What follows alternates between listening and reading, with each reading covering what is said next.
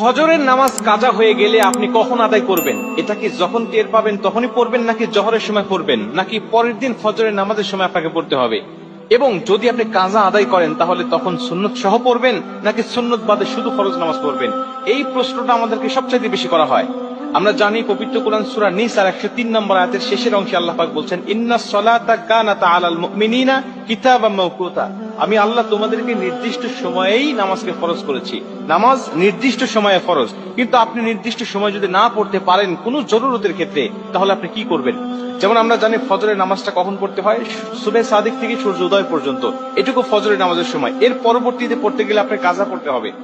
আমরা জানি নবীজি সাল্লাল্লাহু আলাইহি ওয়াসাল্লাম বলেছেন, তিনটা সময়ে নামাজ পড়া আল্লাহ পাক হারাম করে দিয়েছেন। এক নম্বরে সূর্য উদয়ের সময়, দুই নম্বরে সূর্য যখন একেবারে ঠিক মাথার উপরে থাকে, হেলে যতক্ষণ না যায়, এবং তিন নম্বরে সূর্য অস্ত যাওয়ার সময়। এই তিনটা সময় নামাজ পড়া যায় না।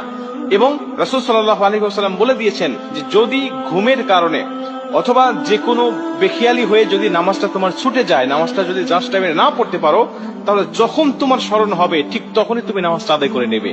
তোমার ফজরের নামাজ কাজা হয়ে গেছে, তুমি ঘুমের কারণে টের পাও নাই, 8টা বেজে গেছে, 9টা বেজে গেছে, এখন তুমি জোহরের নামাজের জন্য অপেক্ষা করবে না, জোহরের নামাজের জন্য অপেক্ষা নয়, তুমি তখনই উঠে তুমি নামাজটা আদায় করে নেবে। এখন তুমি নামাজটা কিভাবে পড়বে? 2 রাকাত সুন্নত সহ নাকি শুধু ফরজ পড়বে? রাসূল সাল্লাল্লাহু আলাইহি ওয়াসাল্লাম বলেন, ফজরের নামাজের 2 রাকাত সুন্নতের গুরুত্ব কত বেশি জানো?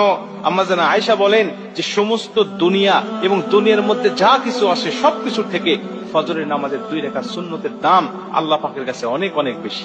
এবং নবীজি অন্য একটা হাদিসের মধ্যে বলেন যে তোমাদের ঘোড়া যদি ছুটেও যায়, তোমাদের ঘোড়া যদি চলেও যায়, তারপরেও তোমরা 2 রাকাত নামাজ ছেড়ে দিও না, এই 2 রাকাত সুন্নত নামাজ তোমরা আদায় করবে।